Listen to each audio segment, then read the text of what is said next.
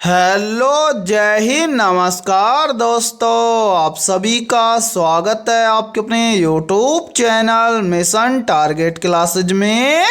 आज के इस क्लास में हम आरआरबी एनटीपीसी सीबीटी 1 एग्जाम 2025 के लिए बहुत ही इम्पोर्टेंट क्वेश्चन पेपर लेकर आए हैं। और मेरे भाई इस क्वेश्चन पेपर के अंदर हमने उन्हीं क्वेश्चनों को कवर किया है जो क्वेश्चन आपके आरआरबी एनटीपीसी सीबीटी 1 एग्जाम 2025 के लिए इम्पोर्टेंट रहेंगे। और मेरे भाई आपके एग्जाम के मात्र 6 दिन शेष बचे हुए हैं। तो जिन भी अभ्यर्थियों का एग्जाम 7 अगस्त या 7 अगस्त के बाद में होने वाला है वो सभी अभ्यर्थी एक बार इस क्वेश्चन पेपर को एग्जाम में जरूर देख कर जाएं। और यदि आप हमारे इस यूट्यूब चैनल से पहली बार जुड़े हैं तो इस यूट्यूब चैनल को कर लीजिए सब्सक्राइब और बेल आइकन को प्रेस करना, ताकि ऐसी शानदार क्लास का नोटिफिकेशन आपको सबसे पहले देखने को मिले। तो चलिए शुरू करते हैं आज के इस क्वेश्चन पेपर को बिना देरी के।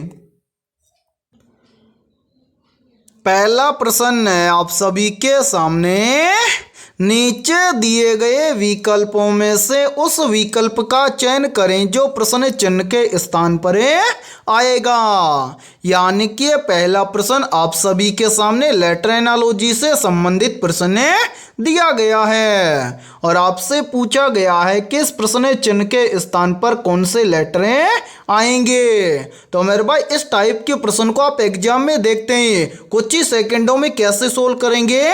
तो वो देखिए जब भी इस टाइप का प्रश्न आपको एग्जाम में दिया जाए तो आपको क्या करना है, सबसे पहले आपको यहाँ पर पता करना है कि ए सी ई को यहाँ पर एफ एच जे कैसे लिखा गया है। यानी कि जिस प्रकार से ए सी ई को यहाँ पर एफ एच जे लिखा गया है उसी प्रकार से हम यहाँ पर बताएंगे कि ओ क्यू एस से इस प्रश्न चिन्ह के स्थान पर कौन से अल्फाबेट लेटर आएंगे। तो मेरे भाई यहाँ पर देखिए सबसे पहले एक बार इन सभी को यहाँ से हटा देते हैं ताकि आपको समझने में कोई भी प्रॉब्लम ना आए। तो देखिए जब भी इस टाइप का प्रश्न आपको एग्जाम में दिया जाए तो आपको क्या करना है, सबसे पहले यहाँ पर पता करना है कि ए सी ई से यहाँ पर एफ एच जे कैसे लिखा गया है। तो मेरे भाई आसानी से सोल्व करने के लिए हम क्या करेंगे, इन सभी अल्फाबेट लेटर का करेंगे नंबरिंग।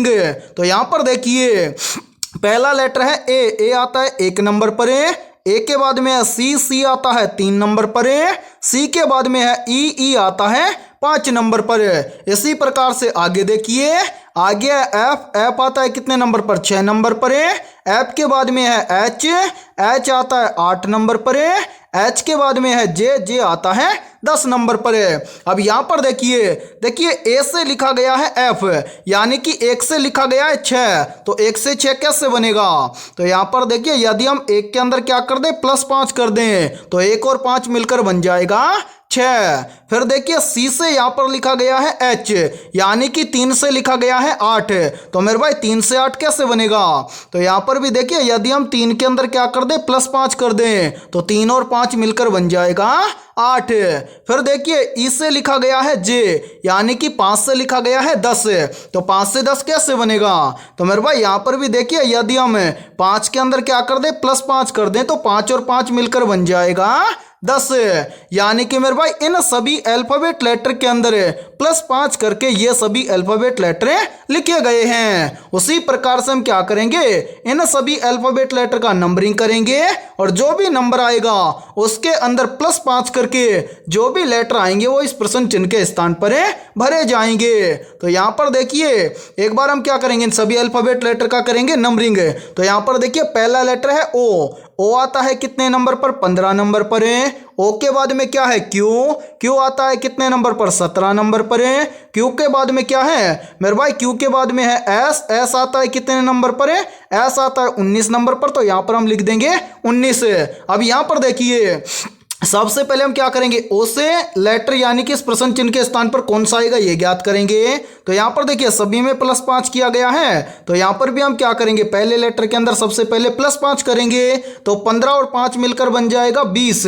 और मेरे भाई 20 नंबर पर अल्फाबेट लेटर आता है टी, तो यहाँ पर हम पहला लेटर भरेंगे टी।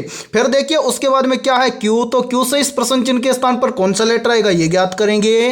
तो क्यू आता है 17 नंबर पर है, 17 के अंदर भी क्या कर देंगे, +5 कर देंगे, तो मेरे भाई 17 और 5 मिलकर बन जाएगा 22। 22 नंबर पर अल्फाबेट लेटर आता है वी, तो यहां पर हम भर देंगे वी।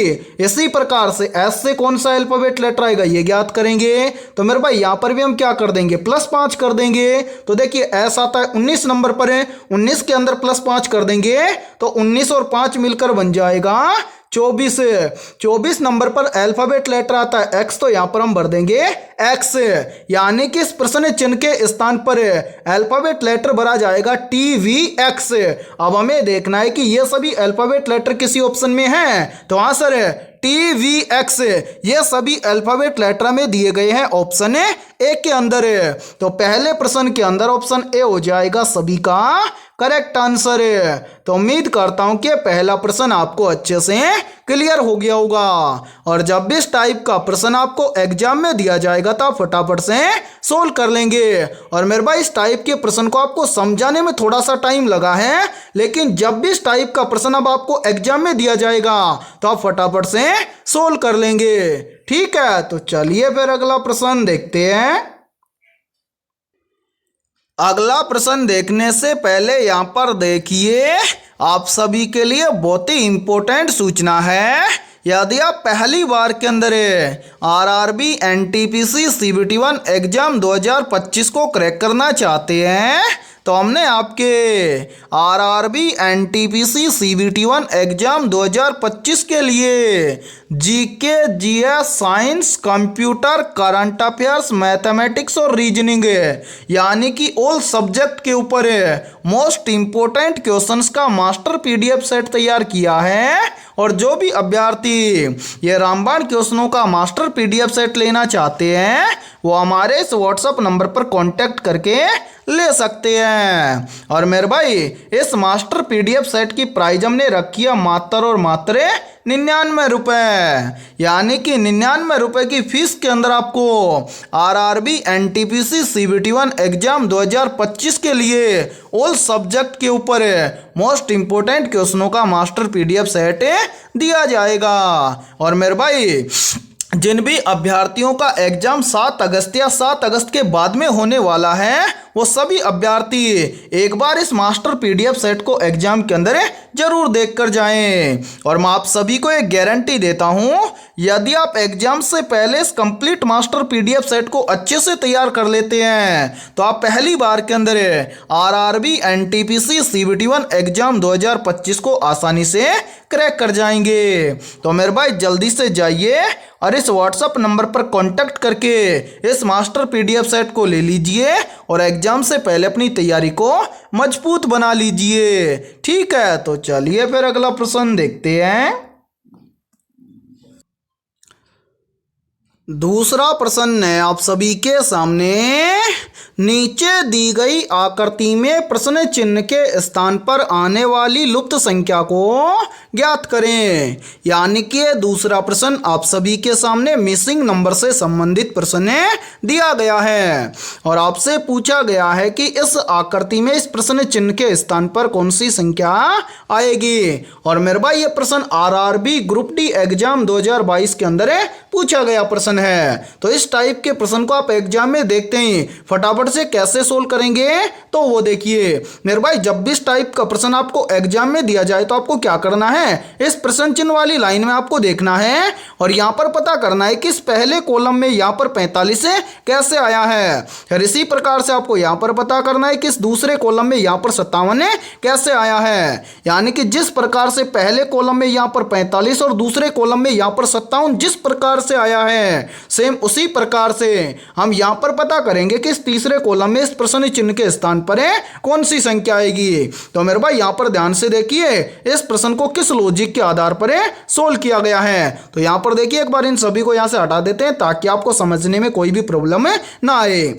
अब यहाँ पर देखिए इस प्रश्न को सोल्व करने के लिए क्या किया गया है मेरे भाई, यहाँ पर 45 लाने के लिए सबसे पहले तो 45 के ऊपर दो संख्या दी गई है, पहली संख्या है 9 और दूसरी संख्या है 6। तो यहाँ पर क्या किया गया है, सबसे पहले इन दोनों संख्याओं का किया गया है स्क्वायर। तो मेरे भाई यहाँ पर देखिए सबसे पहले हम करेंगे 9 का स्क्वायर। 9 का स्क्वायर कितना होता है, तो मेरे भाई 9 का स्क्वायर होता है 81। इसी प्रकार से फिर क्या किया गया है मेरे भाई, यहाँ पर किया गया है 6 का स्क्वायर। 6 का स्क्वायर कितना होता है, तो मेरे भाई 6 का स्क्वायर होता है 36। और यहाँ पर क्या किया गया है, इन दोनों संख्याओं को आपस में घटाया गया है। यदि हम 81 में से 36 को घटा देंगे तो यहाँ पर बचेगा 45। और मेरे भाई ध्यान से देखिए 45 यहाँ पर आप सभी के सामने दिया गया है। अब इसी प्रकार से हम क्या करेंगे, यहाँ पर दूसरे कॉलम में पता करेंगे कि 57 इसी प्रकार से आया है क्या।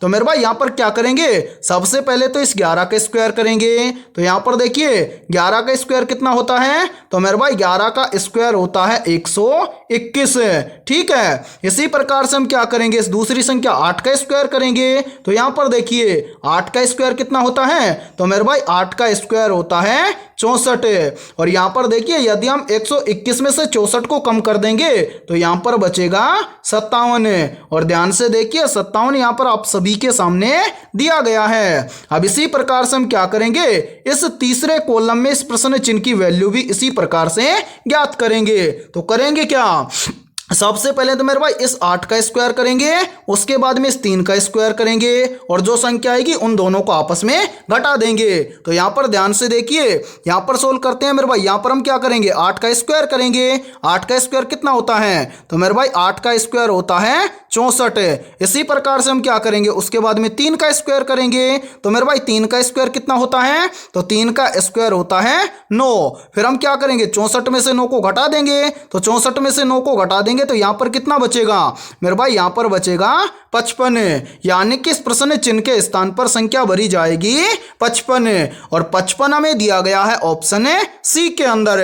तो मेरे भाई दूसरे प्रश्न के अंदर ऑप्शन सी हो जाएगा सभी का करेक्ट आंसर है। तो उम्मीद करता हूं कि दूसरा प्रश्न आपको अच्छे से क्लियर हो गया होगा। और जब भी इस टाइप का प्रश्न आपको एग्जाम में दिया जाएगा तो फटाफट से सोल्व कर लेंगे। ठीक है, तो चलिए फिर अगला प्रश्न देखते हैं।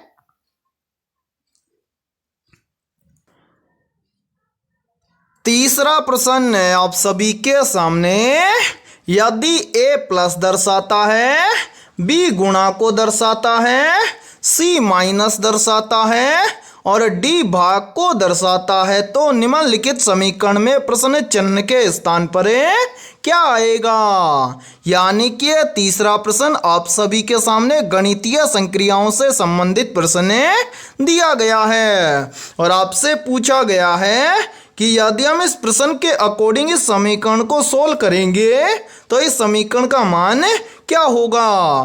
तो मेरे भाई यहाँ पर देखिए इस टाइप के प्रश्न को आप एग्जाम में देखते हैं, फटाफट से कैसे सोल्व करेंगे तो वो देखिए। यहाँ पर देखिए प्रश्न में स्पष्ट बोला गया है कि a प्लस को दर्शाता है, यानी कि a के स्थान पर हम क्या करेंगे, प्लस कर देंगे। उसके बाद में देखिए b दर्शाता है गुणा को, तो b के स्थान पर हम क्या कर देंगे, गुणा कर देंगे। आगे देखिए आगे बोला गया है कि c दर्शाता है माइनस को, तो मेरे भाई c के स्थान पर हम क्या कर देंगे, माइनस कर देंगे। और आगे देखिए d दर्शाता है भाग को, तो d के स्थान पर हम क्या कर देंगे, भाग कर देंगे। अब मेरे भाई यहाँ पर बनाएंगे नया समीकरण। तो यहाँ पर देखिए सबसे पहले 89, उसके बाद में सी दर्शाता है माइनस को, यहाँ पर लिखेंगे माइनस। उसके बाद में 8 के बाद में ए दर्शाता है प्लस को। उसके बाद में कोष्टक में 18 के बाद में बी दर्शाता है गुणा को। बी के बाद में 2, तो यहाँ पर लिखेंगे 2। फिर क्या है डी दर्शाता है भाग को और डी के बाद में है 4। ये बन गया नया समीकरण। तो मेरे भाई इस नए समीकरण को सोल्व करेंगे कैसे, तो मैंने अभी आपको बताया था कि इस टाइप के प्रश्न को आपको सोल्व करना है बोर्डमास के नियम के अकॉर्डिंग।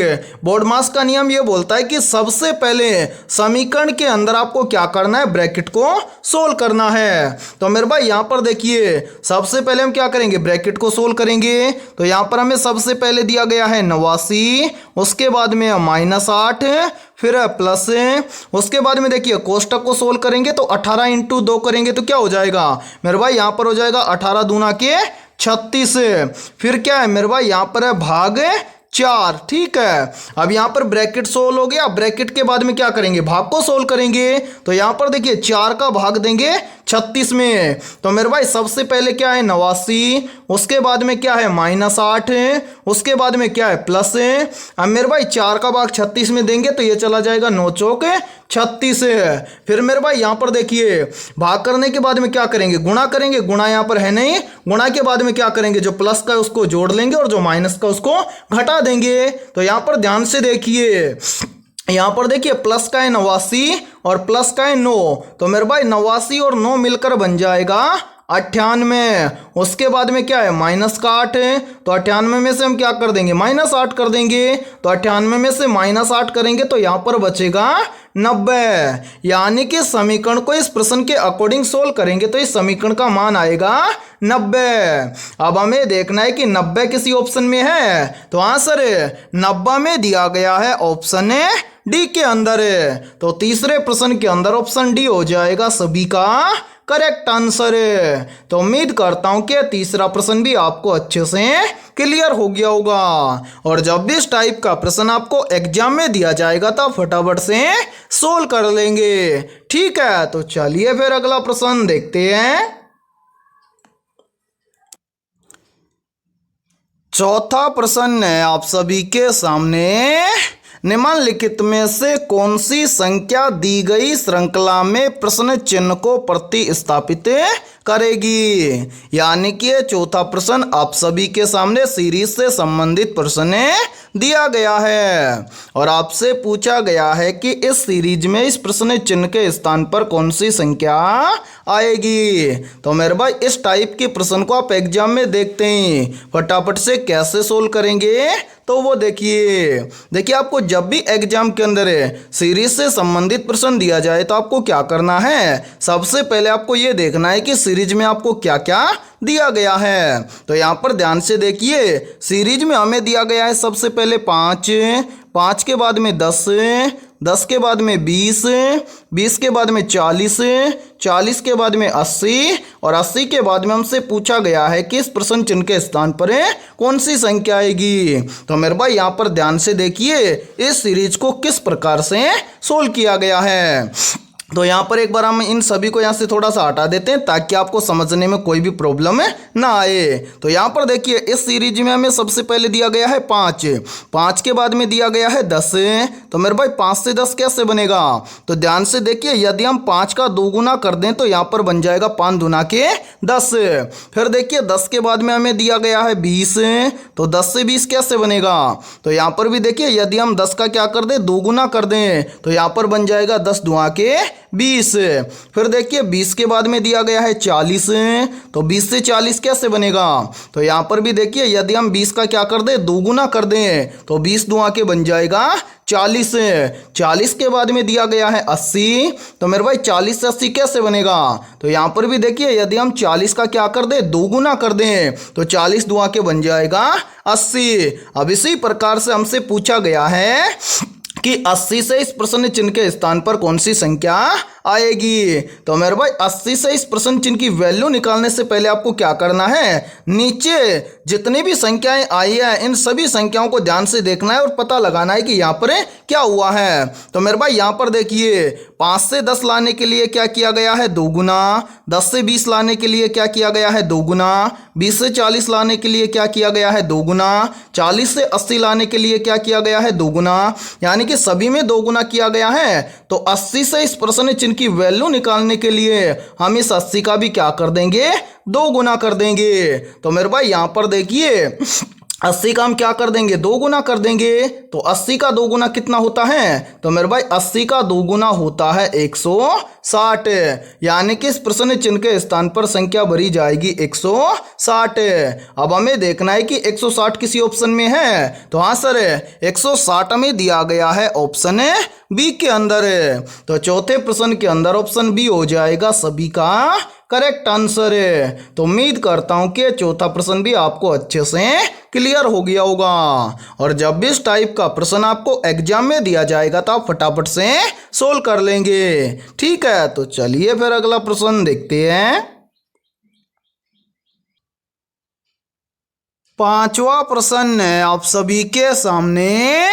एक निश्चित कूट भाषा में TABLE को 20 12 125 और ROBIN को 18 15 29 14 के रूप में लिखा जाता है, तो उसी कूट भाषा में NATOM को क्या लिखा जाएगा।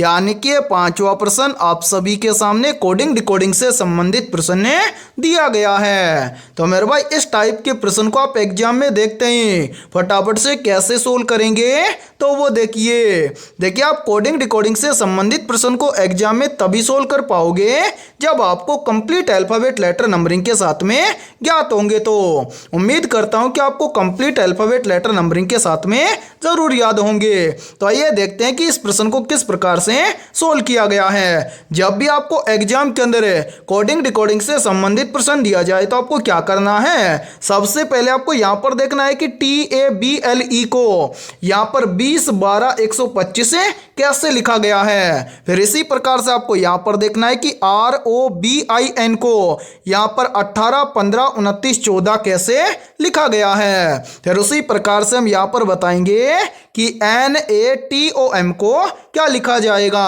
तो मेरे भाई यहां पर ध्यान से देखिए इस प्रश्न को किस प्रकार से सोल्व किया गया है। एक बार इन सभी को यहां से हटा देते हैं ताकि आपको समझने में कोई भी प्रॉब्लम ना आए। मेरे भाई यहां पर देखिए, ध्यान से देखिए, जब भी आपको अल्फाबेट लेटर से संख्या ज्ञात करनी हो तो आपको क्या करना है, सबसे पहले आपके सामने दिए गए सभी अल्फाबेट लेटर का करना है नंबरिंग। जैसे यहां पर देखिए पहला लेटर है टी आता है अल्फाबेट लेटर के अंदर 20 नंबर पर और यहां पर भी लिखा गया है 20। उसके बाद में देखिए टी के बाद में है ए आता है 1 नंबर पर, यहां पर देखिए लिखा गया है 1।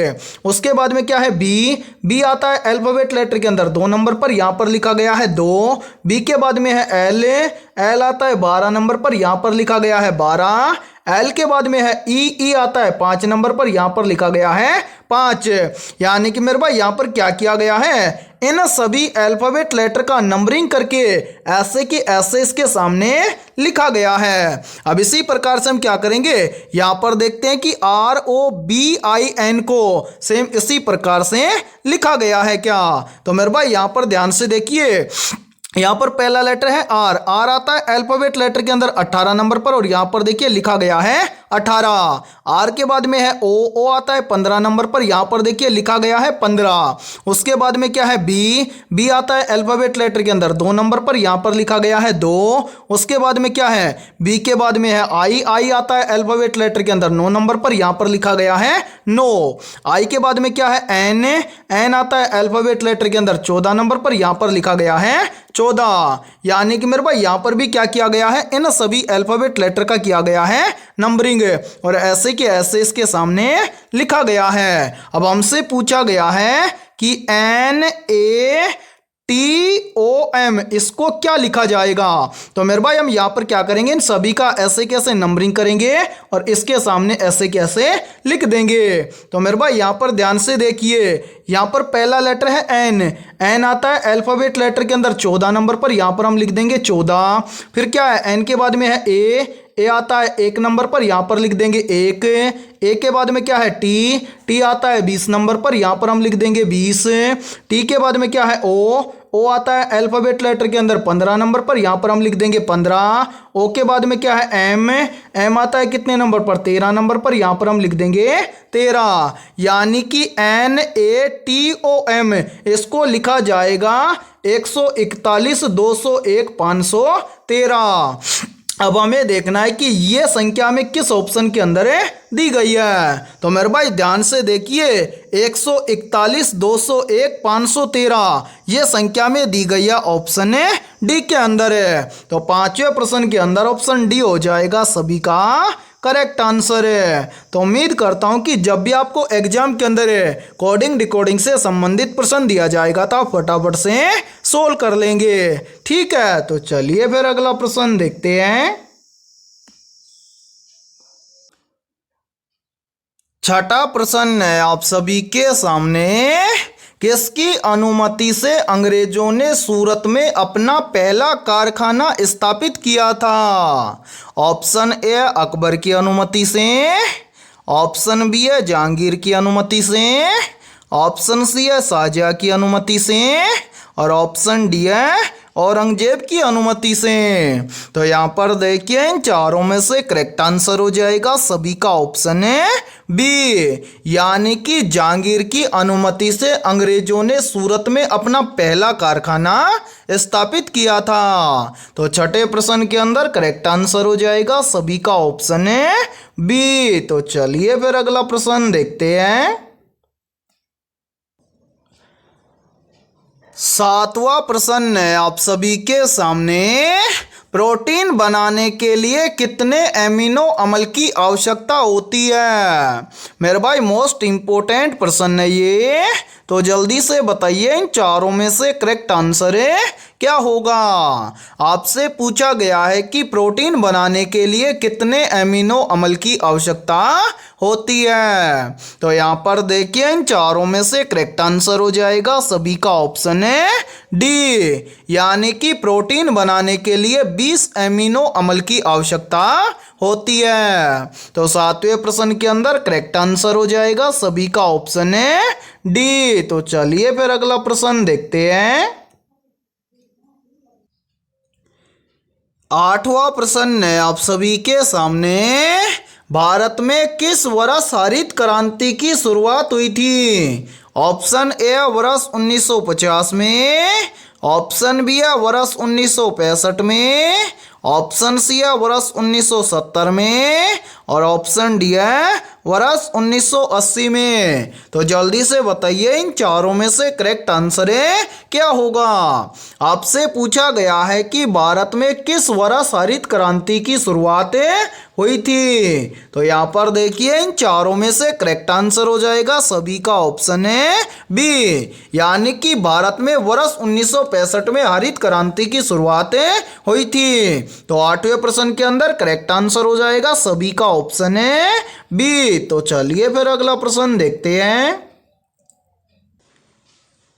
नौवां प्रश्न है आप सभी के सामने, किस संवैधानिक संशोधन अधिनियम द्वारा संविधान में दल बदल विरोधी कानून जोड़ा गया है? मेरे भाई वेरी वेरी इंपॉर्टेंट प्रश्न है ये, और इस प्रश्न पर आप स्टार जरूर लगा लेना, क्योंकि ये प्रश्न इस बार एग्जाम के अंदर पूछा जा सकता है। प्रश्न पूछा जा सकता है कि किस संवैधानिक संशोधन अधिनियम द्वारा भारतीय संविधान में दल बदल विरोधी कानून जोड़ा गया है। तो यहाँ पर देखिए इन चारों में से करेक्ट आंसर हो जाएगा सभी का ऑप्शन है ए, यानी कि 52वां संवैधानिक संशोधन अधिनियम द्वारा भारतीय संविधान में दल बदल विरोधी कानून जोड़ा गया है। तो 9वें प्रश्न के अंदर करेक्ट आंसर हो जाएगा सभी का ऑप्शन है ए। तो चलिए फिर अगला प्रश्न देखते हैं।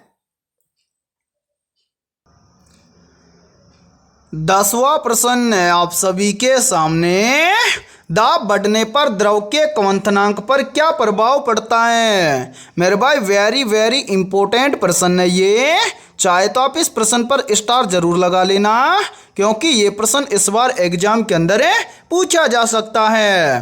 प्रश्न पूछा जा सकता है कि दाब बढ़ने पर द्रव के क्वथनांक पर क्या प्रभाव पड़ता है। तो यहाँ पर देखिए इन चारों में से करेक्ट आंसर हो जाएगा सभी का ऑप्शन है बी, यानी कि दाब बढ़ने पर द्रव का क्वथनांक क्या होता है? बढ़ता है। तो 10वें प्रश्न के अंदर करेक्ट आंसर हो जाएगा सभी का ऑप्शन है बी। और मेरे भाई यहाँ पर देखिए, यदि ये क्लास आपको पसंद आ रही है तो जल्दी से एक बार इस क्लास को लाइक कर दीजिए।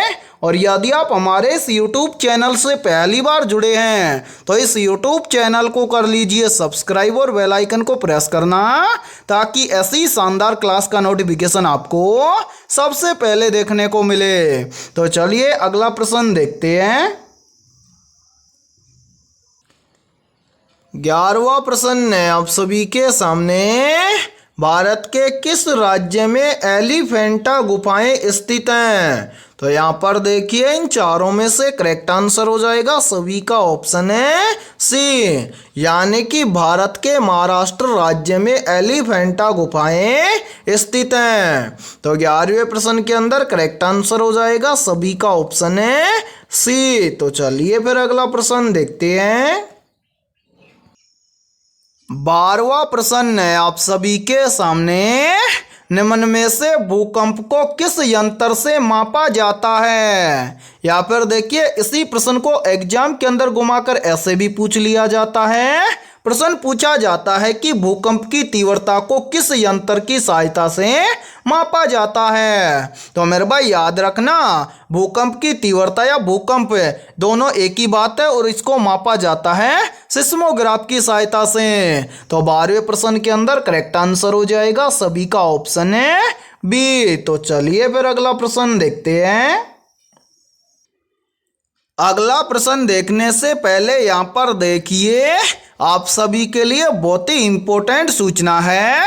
यदि आप पहली बार के अंदर आरआरबी एनटीपीसी सीबीटी1 एग्जाम 2025 को क्रैक करना चाहते हैं तो हमने आपके आरआरबी एनटीपीसी सीबीटी1 एग्जाम 2025 के लिए GK GS science computer current affairs mathematics और रीजनिंग यानी कि ऑल सब्जेक्ट के ऊपर मोस्ट इंपोर्टेंट क्वेश्चंस का मास्टर पीडीएफ सेट तैयार किया है। और जो भी अभ्यर्थी ये रामबाण क्वेश्चनों का मास्टर पीडीएफ सेट लेना चाहते हैं वो हमारे इस व्हाट्सएप नंबर पर कांटेक्ट करके ले सकते हैं। और मेरे भाई इस मास्टर पीडीएफ सेट की प्राइस हमने रखी है मात्र और मात्र 99 रुपये, यानी कि 99 रुपये की फीस के अंदर आपको आरआरबी एनटीपीसी सीबीटी1 एग्जाम 2025 के लिए ऑल सब्जेक्ट के ऊपर मोस्ट इंपोर्टेंट क्वेश्चनों का मास्टर पीडीएफ सेट दिया जाएगा।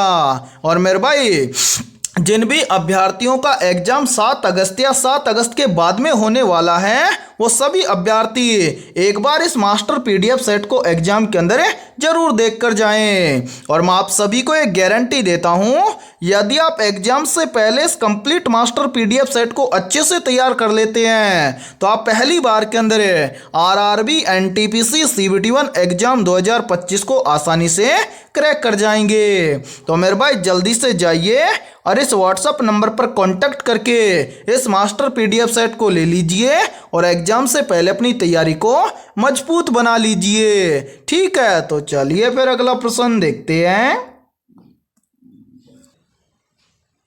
13वां प्रश्न है आप सभी के सामने।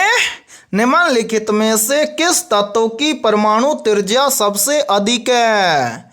ऑप्शन ए लिथियम तत्व की, ऑप्शन बी है नाइट्रोजन तत्व की, ऑप्शन सी है बेरिलियम तत्व की और ऑप्शन डी है कार्बन तत्व की।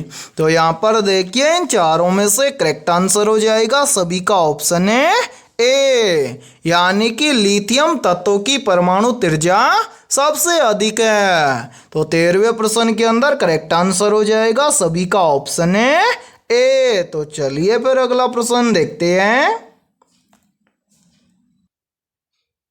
14वां प्रश्न है आप सभी के सामने। राष्ट्रीय विकास परिषद की स्थापना कब हुई थी?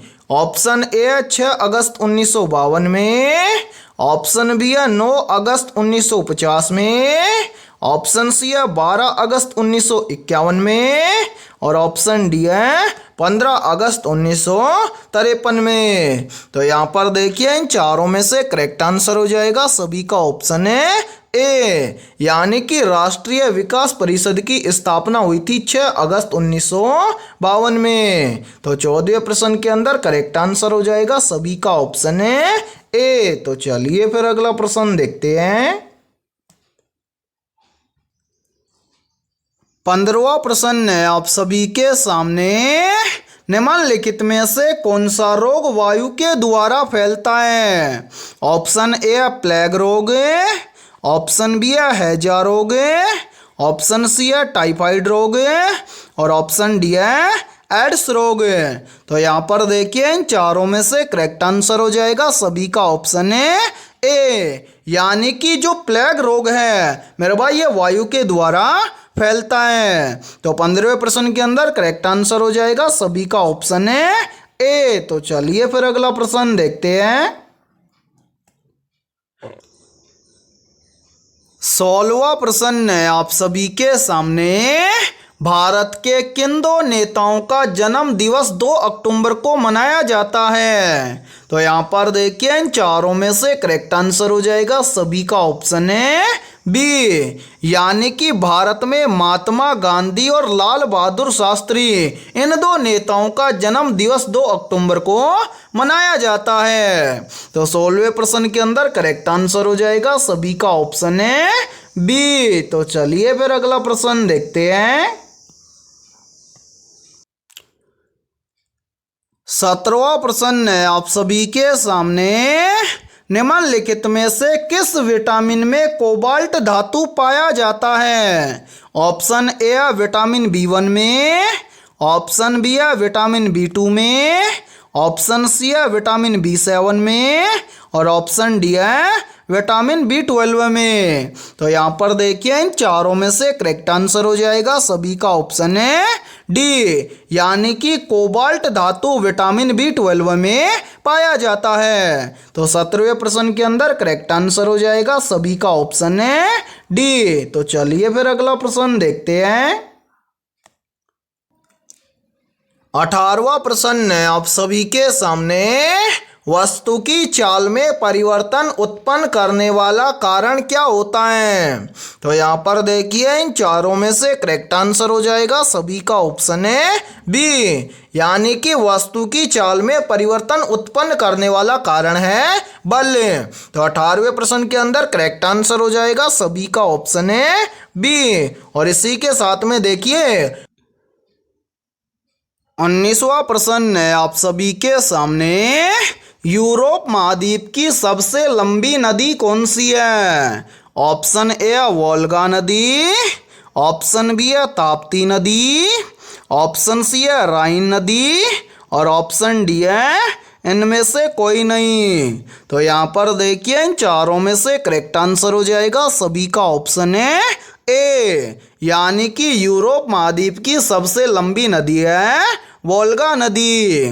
तो 19वें प्रश्न के अंदर करेक्ट आंसर हो जाएगा सभी का ऑप्शन है ए। और मेरे भाई यहाँ पर देखिए आप सभी के लिए बहुत ही इंपॉर्टेंट सूचना है, यदि आप पहली बार के अंदर रेलवे ग्रुप डी एग्जाम 2025 को क्रैक करना चाहते हैं तो हमने आपके रेलवे ग्रुप डी एग्जाम 2025 के लिए ऑल सब्जेक्ट के ऊपर लगभग 25,000 प्लस रामबाण क्वेश्चनों का मास्टर PDF सेट तैयार किया है। और जो भी अभ्यर्थी ये मास्टर PDF सेट लेना चाहता है वो हमारे इस व्हाट्सएप नंबर पर कांटेक्ट करके ले सकता है। व्हाट्सएप नंबर है 7374826893। ये हमारा व्हाट्सएप नंबर है। इस व्हाट्सएप नंबर पर आप कांटेक्ट करके इस मास्टर PDF सेट को ले सकते हैं। और मेरे भाई इस मास्टर PDF सेट की प्राइस हमने रखी है मात्र और मात्र 80 रुपये, यानी कि 80 रुपये की नामात्र फीस के अंदर आपको रामबाण क्वेश्चनों का मास्टर PDF सेट दिया जाएगा। और इस मास्टर PDF सेट के अंदर आपको क्या क्या मिलने वाला है तो वो देख लीजिए मेरे भाई। इस मास्टर PDF सेट के अंदर आपको लगभग 15,000 प्लस क्वेश्चन मिलेंगे GK GS और साइंस के। इसी मास्टर PDF सेट के अंदर आपको लगभग 5,000 प्लस क्वेश्चन मिलेंगे करंट अफेयर्स और कंप्यूटर के। और मेरे भाई इसी मास्टर PDF सेट के अंदर आपको लगभग 5,000 प्लस क्वेश्चन मिलेंगे मैथमेटिक्स और रीजनिंग के। इस तरह से आपको लगभग 25,000 प्लस क्वेश्चनों का मास्टर PDF सेट दिया जाएगा। और मेरे भाई ये सभी क्वेश्चन आपको फुल सॉल्यूशन के साथ में मिलने वाले हैं। और मैं आप सभी को एक गारंटी देता हूं, यदि आप रेलवे ग्रुप डी एग्जाम 2025 से पहले यदि आप इन 25,000 क्वेश्चनों को अच्छे से तैयार कर लेते हैं तो आप पहली बार के अंदर रेलवे ग्रुप डी एग्जाम 2025 को क्रैक कर जाओगे। ठीक है, तो जिस भी अभ्यर्थी को मास्टर पीडीएफ सेट लेना है वो हमारे इस व्हाट्सएप नंबर पर कांटेक्ट करके ले सकता है और एग्जाम से पहले अपनी तैयारी को मजबूत बना सकता है। ठीक है, तो चलिए फिर अगला प्रश्न देखते हैं। 20वां प्रश्न है आप सभी के सामने। यदि किसी तत्व का परमाणु क्रमांक बराबर है लेकिन परमाणु भार भिन्न है तो उस तत्व को क्या कहते हैं? तो यहाँ पर देखिए इन चारों में से करेक्ट आंसर हो जाएगा सभी का ऑप्शन है बी, यानी कि यदि किसी तत्व का परमाणु क्रमांक बराबर है लेकिन उस तत्व का परमाणु भार भिन्न है तो उस तत्व को कहा जाता है समस्थानिक। तो 20वें प्रश्न के अंदर करेक्ट आंसर हो जाएगा सभी का ऑप्शन है बी। तो मेरे भाई आज के इस क्लास के अंदर इतना ही। यदि ये क्लास आपको पसंद आई है तो जल्दी से एक बार इस क्लास को लाइक कर दीजिए और यदि आप हमारे इस YouTube चैनल से पहली बार जुड़े हैं तो इस YouTube चैनल को कर लीजिए सब्सक्राइब और बेल आइकन को प्रेस करना ताकि ऐसी शानदार क्लास का नोटिफिकेशन आपको सबसे पहले देखने को मिले। और मेरे भाई आज की इस क्लास के अंदर हमने 20 बहुत ही इंपॉर्टेंट क्वेश्चन करवाए हैं, तो इन 20 में से आपके कितने क्वेश्चन सही होते हैं सभी को कॉमेंट सेक्शन के अंदर कॉमेंट करके बताना है। ठीक है, तो फिर मिलते हैं ऐसे ही बेहतरीन क्वेश्चनों के साथ सुबह 11 बजे।